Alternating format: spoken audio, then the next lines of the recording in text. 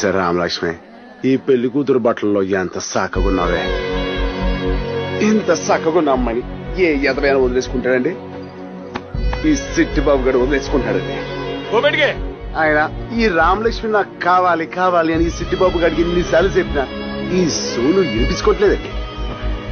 ఎందుకో తెలిసే, నువ్వు అంటే నాకు ఇష్టమేనే, కానీ నీకన్నా ఎక్కువ మా అన్నగాడంటే ఇష్టం.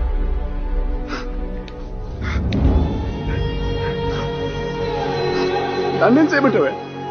ఇప్పుడు కూడా ఎందుకు ఎడుతున్నావు తెలుసా?